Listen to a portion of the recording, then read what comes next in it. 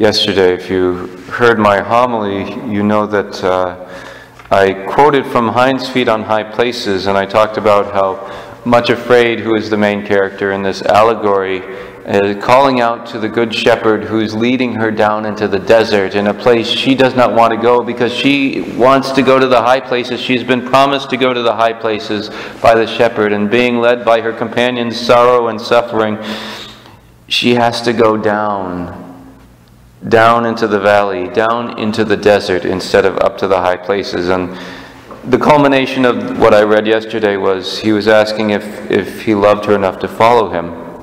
And she said, "I do love you. You know that I love you. Oh, forgive me because I can't help my tears. I will go down with you into the wilderness, right away from the promise, if you really wish it. Even if you cannot tell me why it has to be, I will go with you. For you know I do love you. And you have the right to choose for me anything that you please."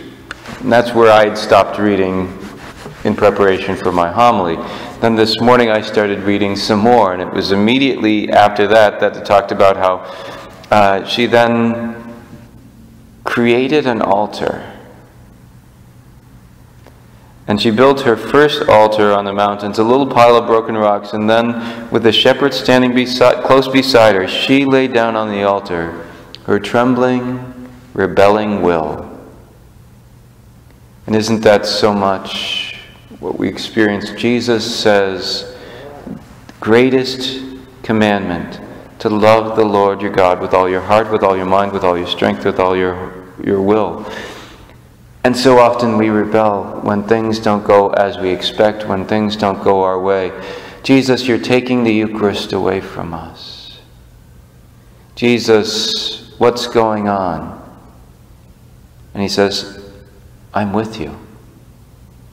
I'm taking you by the hand. And we have the opportunity to lay our will on the altar. Goes on to say, a little spurt of flame came from somewhere, and in an instant nothing but a heap of ashes was lying on the altar. That is to say, she thought at first there was only ashes, but the shepherd told her to look closely, and there among the ashes she saw a little stone of some kind, a dark-colored, common-looking pebble.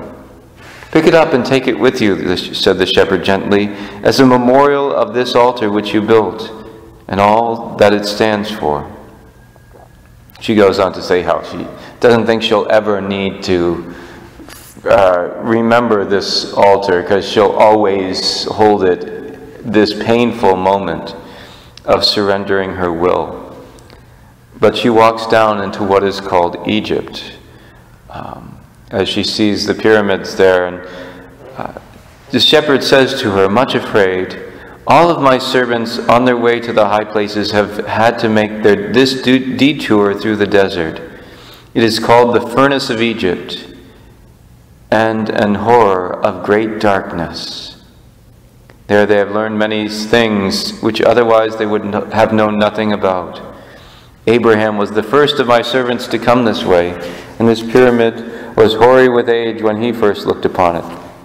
Then came Joseph with tears and anguish of heart, and looked upon it too, and learned the lesson of the furnace of fire. Since that time, an endless succession of my people have come this way. They came to learn the secret of royalty. And now you are here, much afraid. You too are in the line of succession. It is a great privilege. And then it goes on to talk about how she goes into the pyramid and sees each of the grains of wheat coming together, and how they have to smash them not just into a pulp, but into fine as powder for them to be made into the wheat. And how she learns from this. At the end of her time staying there at the pyramids, before continuing on through the desert, she sees this tiny plant that somehow has been surviving on just a drip of water. And asks what type of flower it is. The flower responds, behold me, my name is Acceptance with Joy. Acceptance with joy. And then she takes this and all she's learned from the fiery furnace, and she says to herself, He has brought me here when I did not want to come for his own purpose. I too will look up into his face and say, behold me, I am thy little handmaiden, acceptance with joy. And then she picked a little pebble up as a reminder. Now, spoiler alert, when she gets to the high places, those little nothing pebbles become jewels for her crown. And this is what she experiences of what love is supposed to be. Love of God. It's this acceptance, not with begrudgingness, but acceptance with joy. Laying down our will on the altar and allowing Jesus to make us new.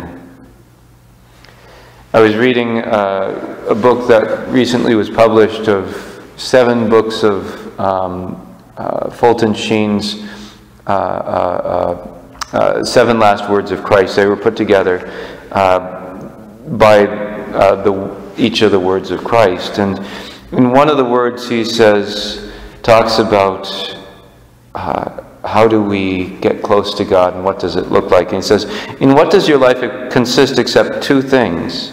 Active duties and passive circumstances. The first, the active duties, is under your control.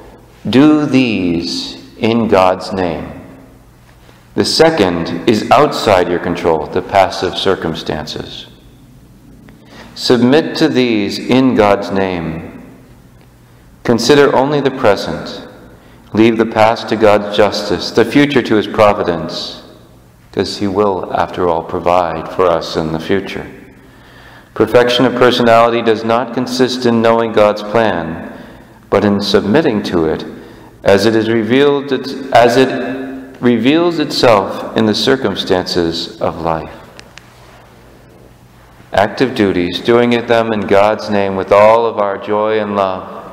Passive circumstances, which so much of this is right now. Acceptance with joy. Loving God with our whole heart, mind, soul, and strength now takes on new meaning, as trust is not just a word we use, but has to be lived out. Saying, yes, Lord, I haven't a clue as what tomorrow is going to bring. I haven't a clue. Jesus, I trust in you.